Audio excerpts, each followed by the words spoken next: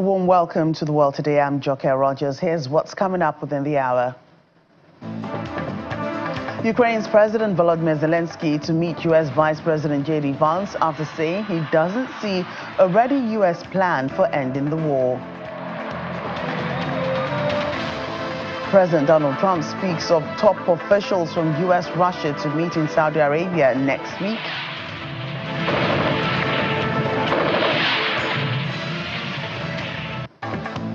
Plus, Hamas releases names of hostages due for release on Saturday.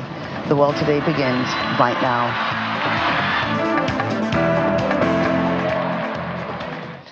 Warm welcome to our viewers here in Nigeria and around the world. We start off with the Security Summit holding in Munich, Germany, with the U.S. Vice President J.D. Vance telling a press conference a while ago that there's a new sheriff in town. Referring to U.S. President Donald Trump, he talked about the attack in Munich on Thursday and its impact on security in Europe. Mr. Vance is set to hold bilateral talks with Ukraine's President Volodymyr Zelensky, who is also attending the summit in Munich. Earlier, the Ukrainian president told the press conference that he cannot see a ready U.S. plan for ending the war in his country, saying talks so far with President Donald Trump are not enough to form a plan for peace. Mr. Trump's policies have somehow made it to discussions on the sidelines of the summit. President of the European Commission, Ursula von der Leyen, says denouncing tariffs as a tax on those who can least afford it and trade wars make no sense. She calls for lasting peace in Ukraine so the horrors of the last 3 years are never repeated, and says it's up to Russian President Vladimir Putin to show that he has given up on trying to destroy Ukraine. Well, hours before the Munich summit, a Russian drone reportedly hit the radiation shelter protecting Chernobyl's damaged nuclear reactor. According to the Ukrainian president, the strike, which happened overnight, caused a fire that has since been extinguished. Radiation levels inside and outside as the morning wore on remain normal and stable, per a report by the UN nuclear watchdog, the IAEA. Russia has denied claims it was behind the attack, stating that the military does not strike Ukrainian nuclear infrastructure, and any claims that this was the case does not correspond. As NATO defense ministers rounded up their meeting earlier this morning, Secretary General Mark Rutte said the Atlantic body never promised membership to Ukraine as part of a peace deal. He reiterated that things should go step by step and that the first step is to get Ukraine in a position of strength and to secure a deal that would prevent Russian President Vladimir Putin from attacking once again. Regarding the role of Europe in the possible peace talks, Mr. Rutte said European countries must now come up with the concrete plans, one of which is to get more military and aid to Ukraine. Secondly, to get more training into Ukraine. In Washington again, NATO committed to future NATO membership for Ukraine. But it has never been agreed that whenever peace talks would start, that peace talks would end anyway and always and definitely with NATO membership. That has never been agreed. It could be, but it never was that clearly stated. What I consistently have said is we have to make sure that whatever the outcome is, we have to make sure that Vladimir Putin will never, ever try again to attack Ukraine. Let's bring in security expert Chidi Nwonu. He joins us from the United Kingdom. Chidi, great to have you join us today. Hello, good evening. Thank you for having me. Right, certainly. So the atmosphere seems pretty much charged up there in Munich. A number of issues becoming even more pressing. But more importantly, there appears to be a growing concern over security in Europe and how it impacts everyone. Your thoughts? Well, there's several things that are going on and that one has to consider. The first is that clearly in Ukraine itself, the war is not going very well for Ukraine in that the Russians are advancing very slowly and very bloodily, but they're still advancing. the Ukrainians are inflicting quite heavy damage on the Russians, both their military and their civilian infrastructure, especially their oil production infrastructure. That doesn't change the general trajectory of the war. But in a more strategic sense, the change in the United States is essentially catastrophic for both Ukraine and Europe. In that the United States, are now no longer seeking to be the kind of stable global power that we've seen over the past few years. Donald Trump coming in and looking to disrupt things. There is such a strategic, shift in affairs that most European states are scrambling to kind of find a solution. The problem with this is that nothing that Donald Trump is doing or has said should be surprising. He's said very clearly what he was planning to do. We saw what he did in his first term. So Europe being surprised and Europe being caught off guard is more or less more their fault than anyone else's. And President Volodymyr Zelensky and the U.S. Vice President J.D. Vance are scheduled to meet today.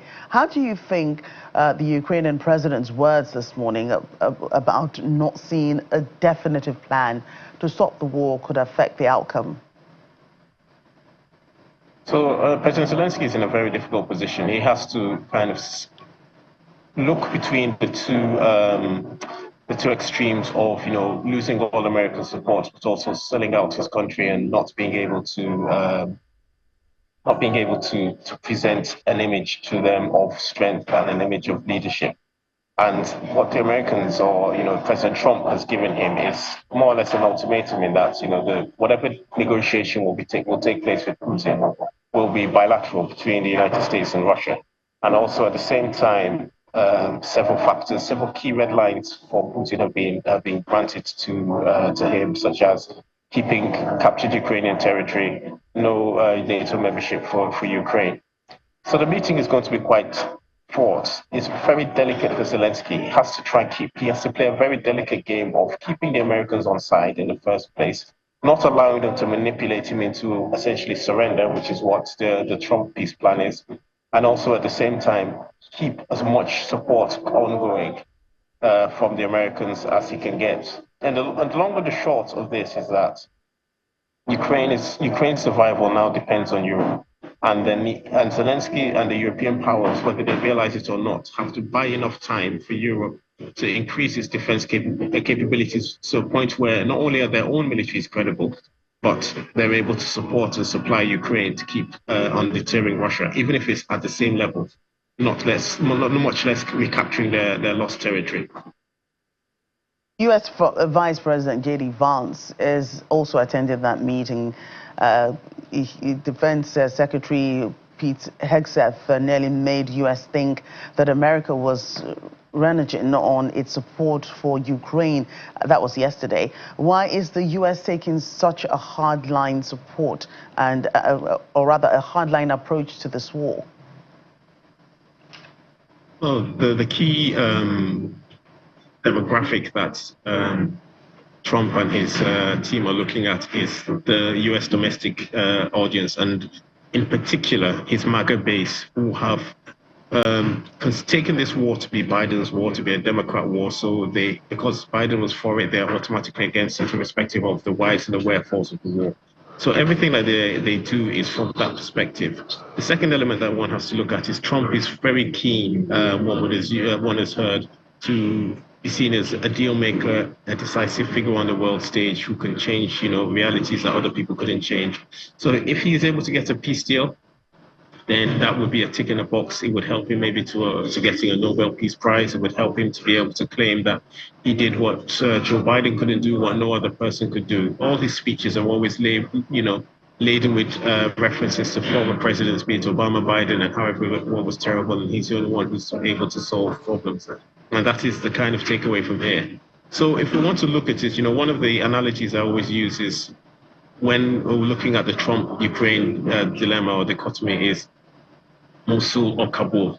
Now, in terms of Mosul, when we remember back to 2007 to 2016, around that time when ISIS took over large parts of Iraq and Syria and captured the city of Mosul, under President Obama, the US led an operation with their allies, the French, the Kurds and others, to recapture that city. Now, when President Trump took over, he continued exactly the same strategy that Obama followed, except he losing some restrictions, allowing the US to use firepower more freely. And eventually, Mosul was recaptured, ISIS was defeated. So when I say the Mosul strategy, it is doing the same thing that his predecessor was doing and following that course to success and claiming that success for yourself. That will be the Mosul strategy. The counter to that is the Kabul strategy, in which when Trump came in, he signed a peace deal with the Taliban, released 5,000 prisoners, stopped US air support to Afghan forces, pulled all the US troops back into their bases, cut US troops down to almost less than 2,000 troops, and then left that for his predecessor. That's a Kabul strategy, where you negotiate a peace deal to the detriment of the people that are actually fighting the war, and then leave a mess for your successor to deal with. That looks like what he's doing now with Ukraine, the Kabul strategy, where he will negotiate a peace deal that is fundamentally doesn't solve the problems of this war, doesn't protect Ukraine, doesn't protect Europe, gives the adversary everything they want. So if you can imagine the Taliban during that peace deal, with the negotiations with Trump, were able to, or with Trump's defense secretary at the time, were able to get 5,000 of their men released without any kind of commensurate release on their part. They were able to stop the US Air Force from supporting the Afghan forces, and the Afghan forces had been built around air power as their operational support. So essentially put away like 90% of their support and then brought US troops back into base.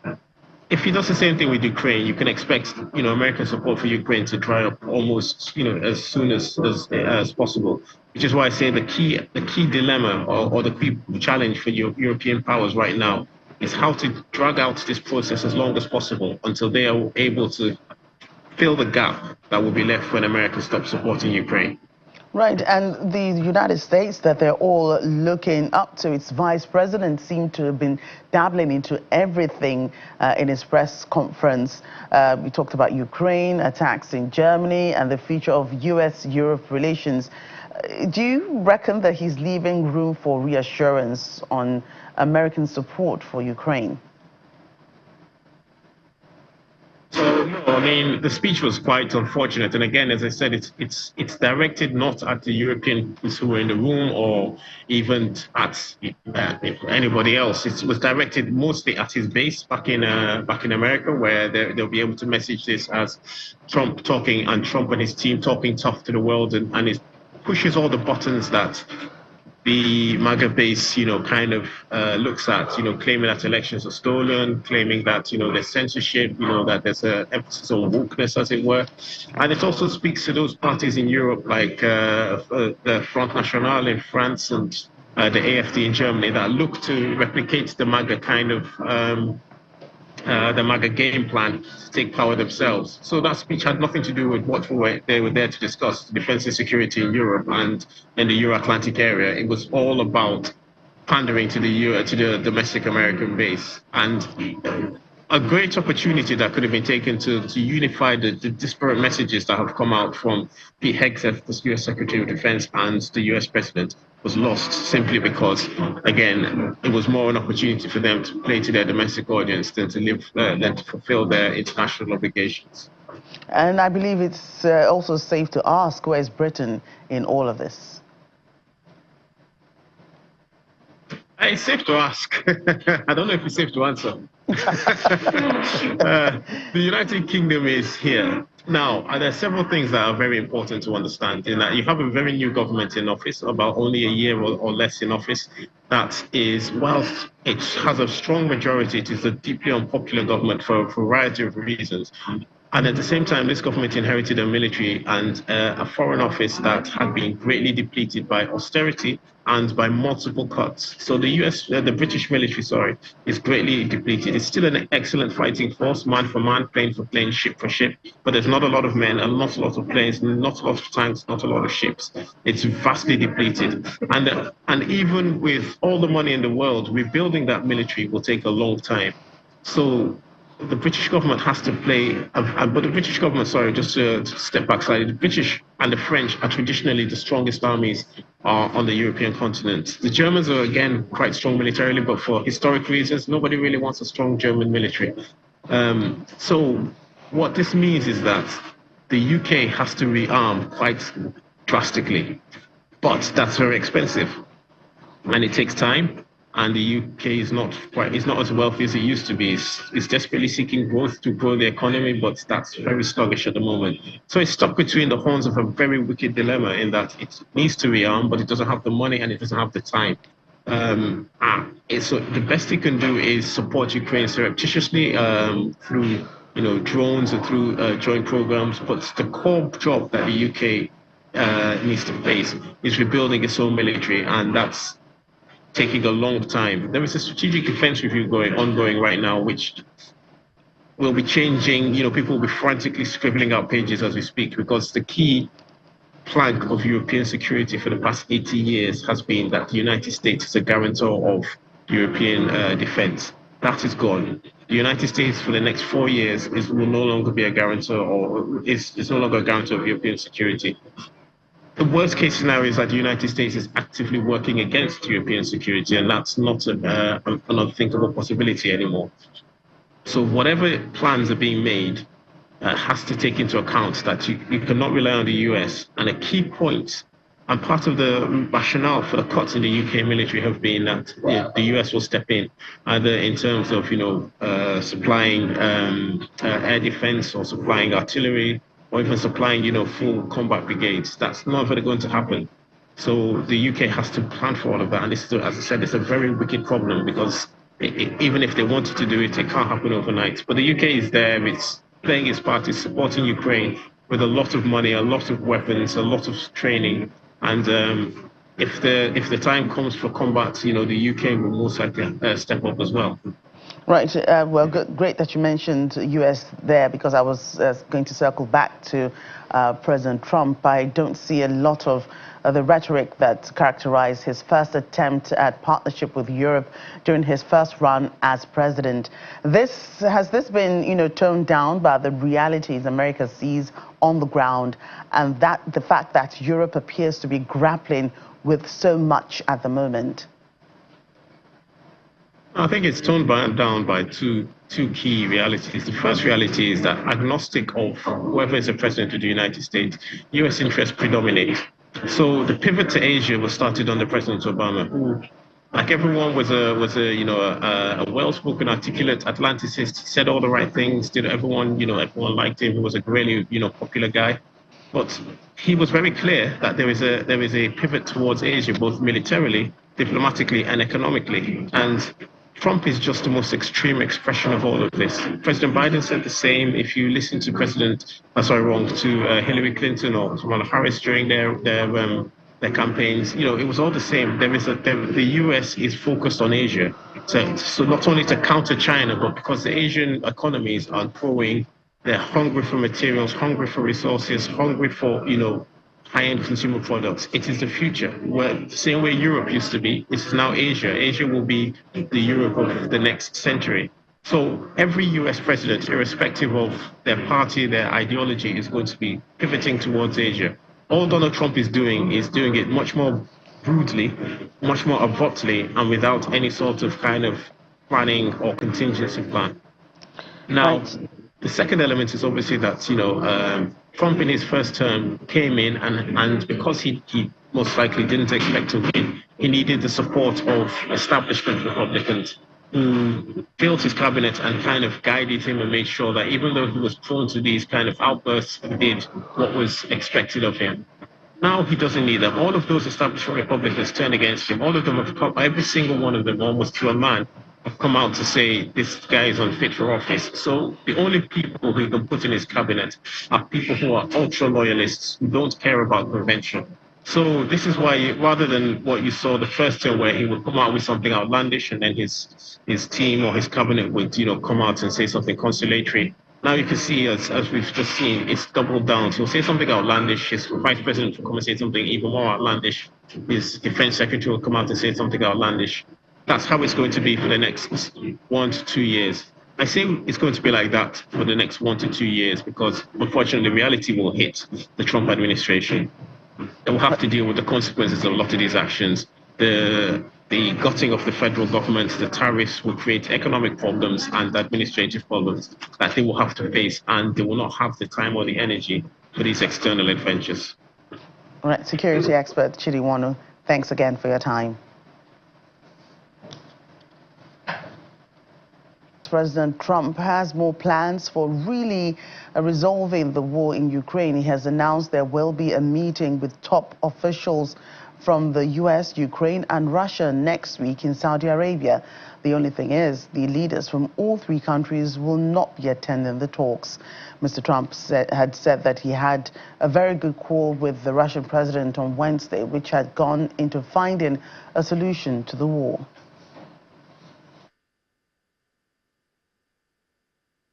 I just want to add to that. We had a very good phone call yesterday with President Putin. It lasted maybe an hour and a half. It was excellent, and I think we went a long way toward getting a solution to the horrible war where so many people are being killed, especially soldiers on the battlefield.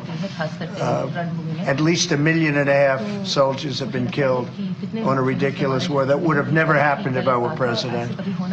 But we've got a long way to, I think we've got a long way to solving it. Tomorrow there's a meeting in Munich, and then next week there's a meeting in Saudi Arabia, not with myself or President Putin, but with top officials. And Ukraine will be a part of it too. And we're going to see if we can end that war. That war is a horrible war. It's a vicious, bloody war. We want to end it. And in another development, the U.S. president is receiving praise from the Indian Prime Minister Narendra Modi, who was in the White House yesterday. Mr. Modi hailed what he called a mega partnership with the United States as he and Mr. Trump agreed on a deal for Delhi to import more American oil and gas. The visit comes as Mr. Trump recently ordered that all the U.S. trading partners, including India, should face sweeping tariffs. Mr. Trump criticized India for having some of the highest trade tariffs in the world, calling them a big problem. It was a very interesting period indeed. I got to see how not to do things. And we've just started up again, and we have, I think, some very big things to talk about. Number one is they're going to be purchasing a lot of our oil and gas. We have more oil and gas than any other country in the world by far. And they need it, and we have it. And we're going to talk about trade. We're going to talk about many things, but it's really an honor to see you. And India and I, we're going to have a great relationship together. We're just going to get along well. We're going to get along with all countries. We're going to do very well. We're going to be doing, I think, record business, record numbers, and we're going to work with India also. We have some very big trade deals to announce in the very near future. Meanwhile, the president is still set on badgering America's northern neighbor, Canada, suggesting the country could become America's 51st state and calling it a very serious contender. As part of the deal of becoming part of the United States, Mr. Trump says Canada will see taxes come down and security increase. He, however, criticized Canada's trade practices, saying the country has been very bad to the U.S. on the trade and is going to have to start paying up.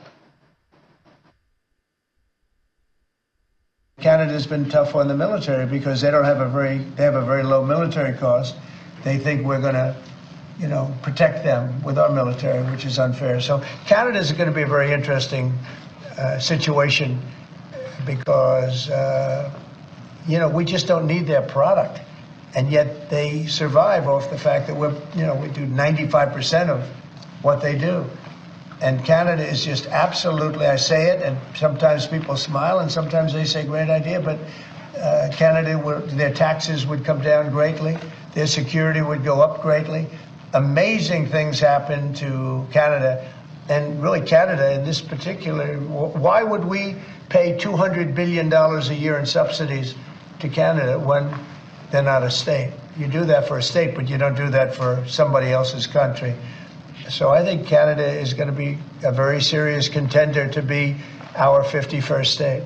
I spoke to Governor Trudeau on numerous occasions, and we'll see what happens. But it just sets up so good for them. Look, the people would pay much less tax than they're paying right now. They'd have perfect military protection. They don't have any military protection because And you take a look at what's going on out there. You have Russian ships, you have China ships, you have Chinese ships, you have a lot of ships out there, and you know, people are in danger. This is a different world today. It's a different world. They need our protection. To more internal issues in the United States, several prosecutors, including the top U.S. attorney in Manhattan, have resigned after the Justice Department directed the New York office to drop a corruption case against New York City Mayor Eric Adams. It was first announced on Thursday that Daniel Sassoon, a conservative lawyer recently promoted by President Trump, had resigned after refusing to dismiss the case, a move she said would set a breathtaking and dangerous precedent. Her departure was followed by the resignations of at least 5 other top Justice Department officials. It marked the latest signs of disquiet over sweeping changes the Trump administration is making in federal law enforcement. In an indictment last September, Mr. Adams is alleged to have accepted gifts totaling more than $100,000 from Turkish citizens in exchange for favors. He denies these charges. The case was initially brought by officials appointed by former President Joe Biden. But on Monday, a Trump appointee, acting Deputy Attorney General Emil Bove, ordered Ms. Sassoon and New York prosecutors to drop the case, saying it restricted the mayor's ability to address illegal immigration and violent crime, a key goal of the Trump administration. Let's check in on the update on the final release of all Israeli hostages being held in Gaza. The Hamas militant group has released names of 3 hostages due for release tomorrow in exchange for Palestinian prisoners in Israel. Russian Israel Alexander Trufanov, Argentine Israeli Yarhon, and U.S. Israeli Segui Dekelchen are all scheduled for release on Saturday. Israel has warned there will be bombings in Gaza if their release does not take place in time. The warning follows Hamas' threat of postponing the releases in response to alleged Israeli violations of the ceasefire. U.S. President Donald Trump has suggested the ceasefire be scrapped if Hamas does not release all the hostages held in Gaza by midday Saturday. So far, since the ceasefire began on January 19, all 16 Israelis and 5 Thai hostages had been released in exchange for 566 prisoners. Let's hear more now from the Israeli Prime Minister Benjamin Netanyahu on the consequences of Hamas not releasing the hostages on Saturday. Under the terms of the ceasefire, which has largely halted more than 15 months of fighting in Gaza, hostages were to be released in batches in exchange for Palestinians in Israeli custody. So far, Israel and Hamas have completed 5 hostage prisoner swaps. On the hostage release agreement, notwithstanding news reports which we've seen that Hamas will release 3 of our hostages on Saturday, let me make Israel's position clear on the agreement. The release of all of our hostages is a key war aim, as is destroying Hamas's governing and military capability and ensuring that Gaza does not become a threat to Israel again. The government has expressed outrage over the shocking state of the 3 hostages who were released last Saturday. The Prime Minister has welcomed President Trump's demand to release our hostages by Saturday noon as well. And we also welcome the President's revolutionary vision for the future of Gaza. So, in light of Hamas's announcement regarding its decision to violate the agreement and not release our hostages, the government has instructed our armed forces to amass forces inside and surrounding Gaza if Hamas does not return our hostages by Saturday noon. Not talking about announcements and press announcements, we're talking about these Israeli hostages arriving back in Israel. If that does not happen by Saturday noon, the ceasefire will end and the IDF will resume intense fighting until the final defeat of Hamas.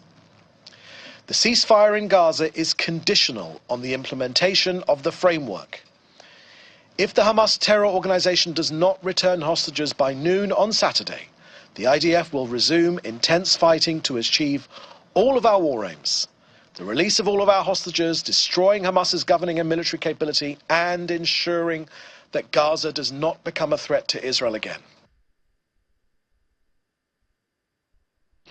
Away from that, elsewhere, the city of Budapest in Hungary has marked 80 years since its liberation from Nazi Germany at the monument to the Soviet Red Army on Liberty Square. It was attended by Russian diplomats, including military attaché Shirali Mamoslev and ambassador to Hungary Yevgeny Stanislav, who placed wreaths on the memorial. The commemoration happens on February 13 every year since the end of the Budapest offensive, which lasted from October 29, 1944 to February 13, 1945.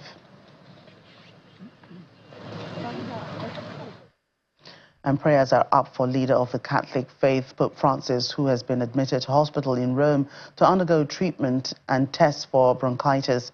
The 88-year-old is expected at the Gemelli Hospital following his morning audiences today. The Pope has said that he has had bronchitis symptoms for several days and has delegated officials to read his prepared speeches at recent events. On Wednesday, the Pope asked a priest to read part of his speech because of his difficulties with the illness. He has also asked aides to read on his behalf at a mass on Sunday and at last Wednesday's general audience. He held meetings at his Vatican residence last week in an attempt to rest and recover. The Pope was treated for bronchitis at the same hospital in March 2023, spending 3 nights there. And at least 5 people have been killed after a gas explosion ripped through a shopping mall in Taiwan. Many other people were injured in the incident. Dramatic videos of the explosion in the city of Taichung made its way online.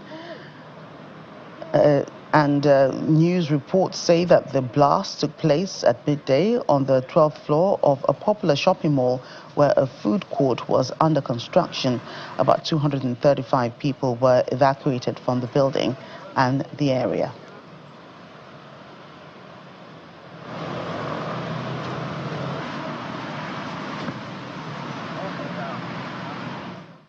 And more than 60 world leaders are in Germany for the annual Munich Security Conference. We reported that earlier, which is regarded as the most important meeting for heads of state to discuss security policy.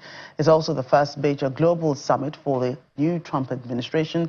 For more on what we can expect from the meeting as they get underway in Munich, here is the Deutsche Welle's Emily Lashner in Berlin for us. Emily, great to see you. There are several conflicts taking place in the world right now and a lot of geopolitical uncertainty. What issue is going to be at the forefront of this year's forum?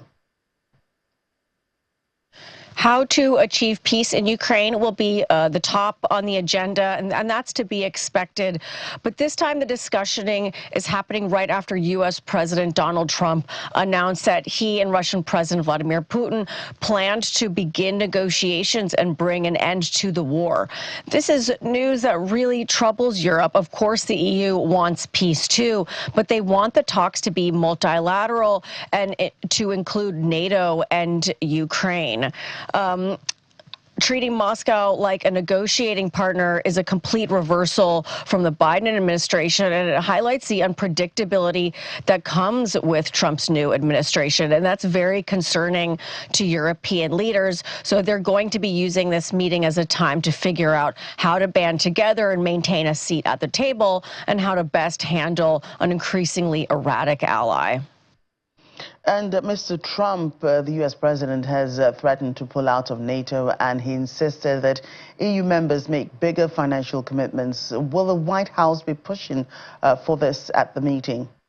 To commit 5% of their GDP to the NATO budget, but this would be pretty unrealistic for most countries, including the U.S., which gives a little over 3% of its GDP to NATO at the moment. And Germany, where I am, is struggling to give even the 2% that it's responsible for. Germany next week also has elections. It's looking like the leading candidate belongs to the Christian Democrats, which is a fiscally conservative party. So while they stand behind Ukraine, they're very unlikely will willing to make a bigger contribution and at Trump's request. Though there are some officials in NATO who say that EU allies should be doing more.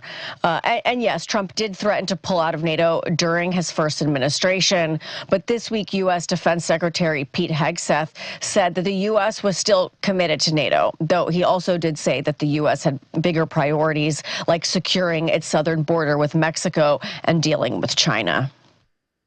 And are there any other topics on the agenda that, are really big issues at the moment? Well, there are also going to be discussions on the ongoing conflicts in Gaza, Sudan, and the Democratic Republic of Congo.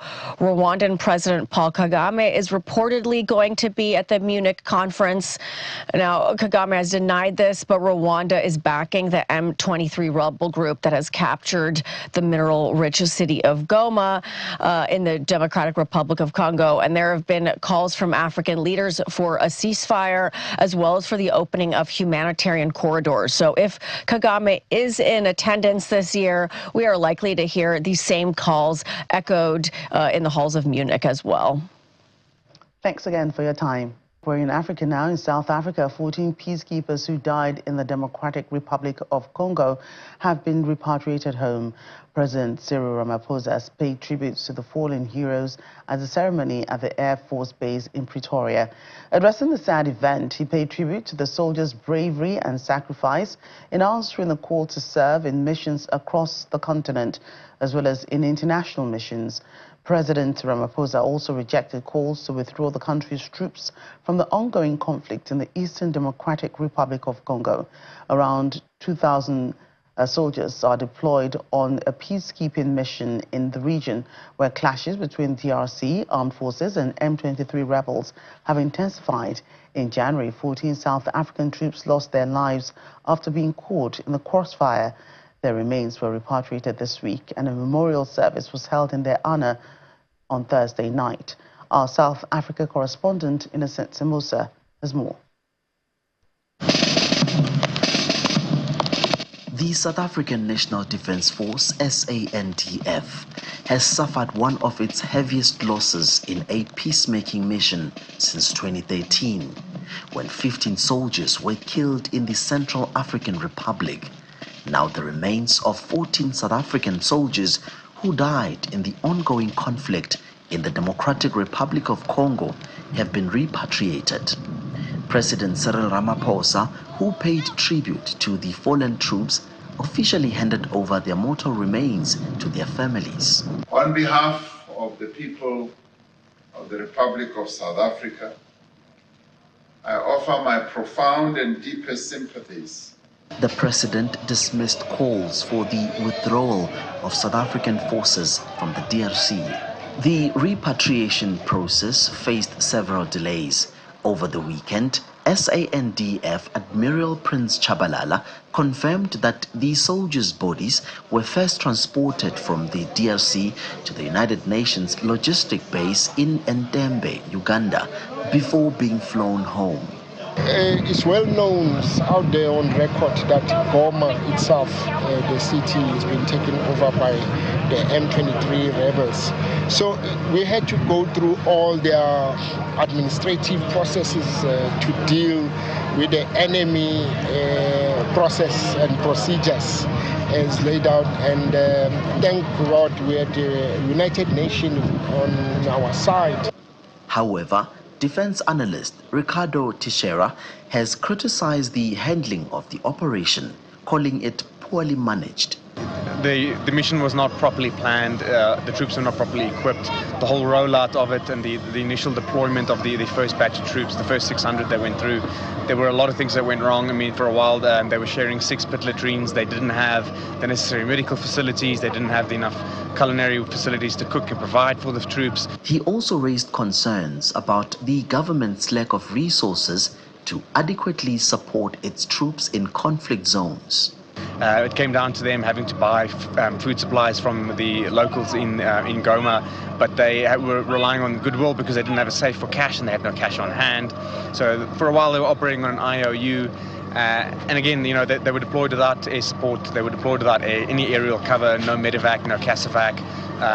They didn't have the right medical equipment on the ground. Speaking of the records, some family members of the fallen soldiers here says that the communication line from the South African National Defence Force was not effective. In fact, calls are mounting from Parliament and civil society groups for the withdrawal of the South African troops from DRC Congo. From Pretoria, South Africa, Innocent Simosa, Channels Television News.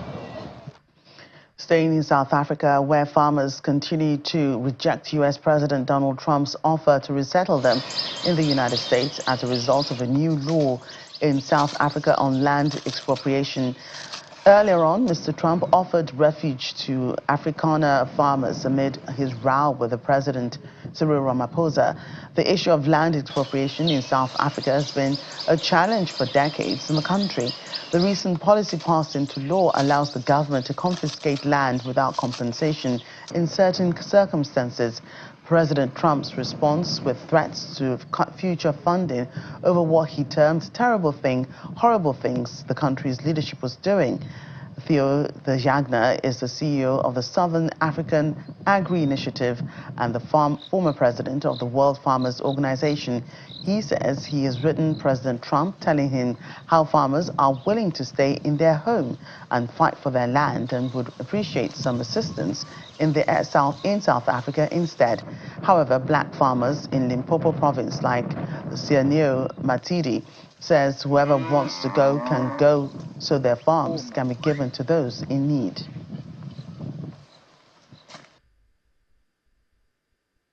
If you are in a country where you are saying it's a home and somebody say come and be a refuge and then you rush to be a refuge, something is also wrong to you because you are at home, so you don't need to solve by running away if there are issues. If we have got issues in South Africa, we have got a constitution, we have got justice that can help all those things. But anyway, anybody who wants to go, let them go. If they leave the farms, then farms will be given to those who are in need of farms. Farmers who mostly are blacks that will be able to take those farms. I think it's a joke because they won't go. They're having it nice here, unlike many of us who are struggling because you start from base zero or minus. They start from old money accumulated from land that was stolen from black people, and they won't leave. Even those who were lobbying the US to help them are saying they don't want to leave because this is still a very good place for white people. So they are not going to go. As a black person, even if I was to be offered asylum for whatever funny reason that may exist, I wouldn't go there because black people in the US are still considered inferior. That's why there are all these movements about Black Lives Matter. I've written an open letter to President Donald Trump in response of his offer to accommodate farmers, South African farmers, and specifically Afrikaner farmers in the USA. And in the letter, I said, my generation of farmers, we've been made from the soil. And because he's a fundamental patriot himself, he will understand that we don't want to leave this country. We would rather appreciate some assistance to fix this country within our lifetime. It is also not only Afrikaner farmers who are suffering because of poor policies here in South Africa. A large part of our constituency in SAI are beneficiaries of land reform. A large part of them are farming in the communal areas in South Africa, and they also feel under threat. Our partners in those areas are traditional authorities, and they fear that their land might also be at risk under this new law. We will never close that door as an option for South Africans who feel that they've reached the end of the road in their farming careers here. Because when youngsters come into our office, as they do every day, to ask, where do I begin? My dream is to be a farmer. Where do I begin? Where do I go to get a loan to buy a piece of land? And we don't know. While more reactions continue to trail U.S. President Donald Trump's decision to cut funding and dismantle USAID, representatives of Rwanda's NGOs have reacted, saying that the move could actually foster a move towards independence and homegrown production, although country director of the Kinamba Community Project admits there could be some negative impact of the cuts to the people. She says it'll help in developing skills that can be a lifelong benefit. On January 26, U.S. President Donald Trump suspended the USAID agency to review all foreign assistance programs to ensure they are efficient and consistent with the U.S. foreign policy under the America First agenda. On February 3, Elon Musk, co-chair of the Department of Government Efficiency, declared that USAID was beyond repair and would be shut down. The Trump administration accused USAID of being unresponsive to policy directives and described it as being run by a bunch of radical lunatics.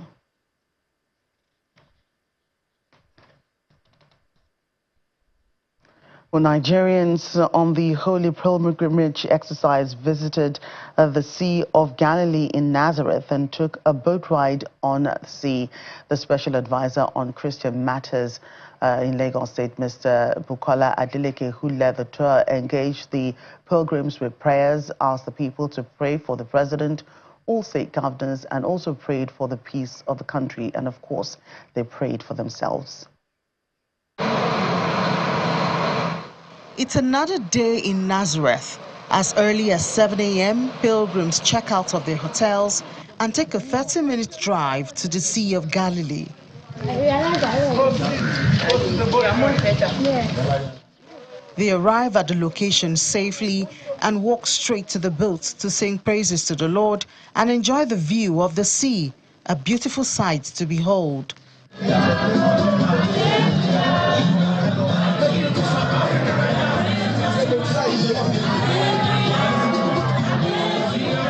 Prayer for the presidents and governors of the states in Nigeria.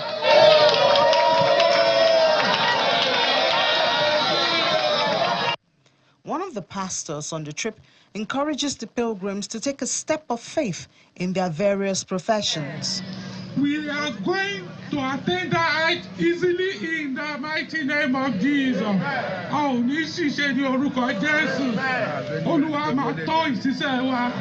Every act of omission and commission that can put us in trouble, God will avert it in the mighty name of Jesus. One of the state government officials share her experience and also speaks about the significance of the Sea of Galilee. We're just descending from the boats on the Sea of Galilee, where Jesus asked Peter to drop his nets into the sea, and it's been very awesome. You know, the spiritual implication of that is that you don't have to depend solely on your own effort, not your skills, not your ability, but the grace of God that is always sufficient for us. When we count on God, when we rely on Jesus, He will sufficiently provide for us and guide us in all our decisions. Next stop is Capernaum, located on the northern shore of the Sea of Galilee, a place where Jesus started his ministry, which was later destroyed in the Persian conquest in the 7th century. Christians do come here as a point of spiritual life for whoever that is following Jesus Christ must come and still pay homage and to see some signs and they witness what happened then, at least by the structures that we are seeing on the ground now. The pilgrims also visit Mount of Beatitudes, where Jesus gave his first sermon on the Mount, then to the Primacy Mensa Christi, St. Peter's Primacy, where Jesus bestowed church leadership upon Peter. The water of God will come down. The 2025 Guangdong Hong Kong Macau, a Greater Bay Area Lantern Festival, the largest lantern festival in history, has opened in Guangzhou under the theme Glorious China, Splendid Bay Area. The event, spanning over 870 acres in Guangzhou's Nansha district, features 218 intricate lantern displays and over 10,000 decorative lanterns, captivating visitors with its grandeur and cultural significance. Highlights of the festival include a mesmerizing 18-meter tall floral goddess lantern and a towering 16-meter Monkey King lantern, both drawing crowds of admirers. Visitors marvel at the breathtaking light displays, taking pictures and soaking in the festive atmosphere. The festival, which runs from January 22 to March 30, symbolizes the vibrant development of the Guangdong, Hong Kong, Macau Greater Bay Area with its stunning lanterns, traditional performances and immersive cultural experiences. The event has set a new benchmark for lantern festivals worldwide, offering a dazzling celebration of Chinese heritage and innovation as well.